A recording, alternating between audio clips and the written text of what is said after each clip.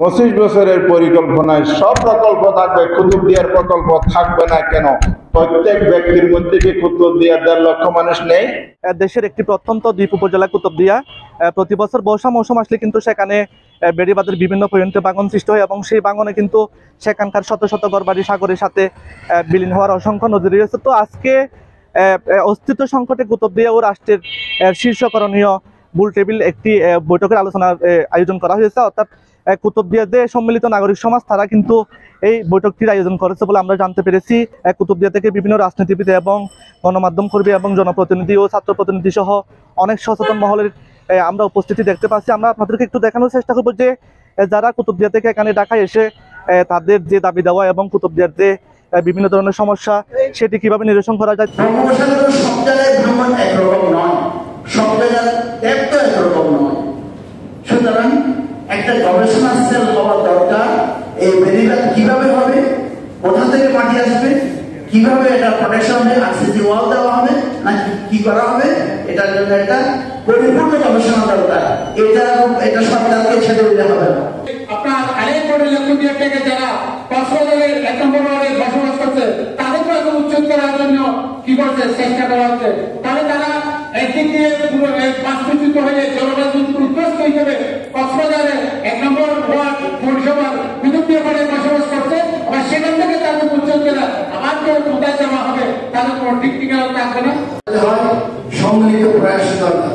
আমি সাংবাদিক ভাইকে অনুরোধ করবো আপনাদের লেখনীর মাধ্যমে কুতুবদিয়া শুধু কুতুবদিয়ার জন্য না, কুতুবদিয়া হচ্ছে বাংলাদেশের ভূখণ্ডের একটা অংশ, যেখানে মিয়ানমার থেকে আসে যারা যদি এখানে জায়গা নিতে পারে আর কুতুবদিয়ার অধিবাসী কেন বাইরে যাবে, এটা তো হওয়ার কথা না। আমাদের জায়গায় আমরা থাকবো, আমাদের টেকসই বেড়িবাঁধ নির্মাণের কি ব্যবস্থা করতে পারে আমি সাংবাদিক এবং উপস্থিত ব্যক্তিবৃন্দ এখানে আছেন।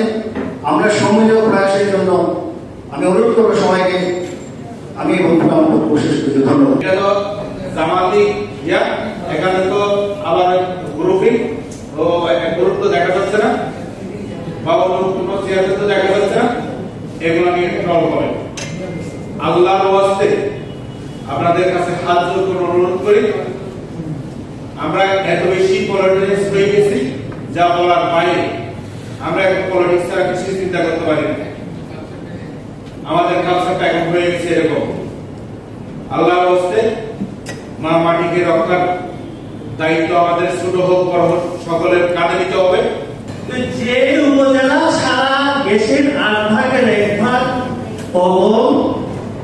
উৎপন্ন করতে পারে, সেই উপজেলা থেকে ইকোনমিক ইম্পর্টেন্স আছে। সেই ইকোনমিক অ্যানালিসিস যদি আমরা হিসাব করি, এই টাকাটা খুব একটা বড় সড় অ্যামাউন্ট না। এখন আমাদের অ্যাকশনে যাওয়া লাগবে। আমি আস্থা রাখি যে এই উপজেলায় আমাদের আমরা চাই বেড়িবাঁধে খারাপ থাকার জন্য, সাজার জন্য লোকজন পাঠিয়ে তহল দেয় কন্ট্রাক্টরদের কাছ থেকে টাকা আদায় করার জন্য। এরা খারাপ, এরা তো আমাদের উদ্যোগীয় লোক। এই ধরনের লোক প্রত্যেক জায়গায় আছে, পেশা কম হতে পারে, বেকার হতে পারে। সেই জন্য আমাদের খুব শক্তি সঞ্চয় করতে হবে এবং বোর্ডে বেশ করতে হবে।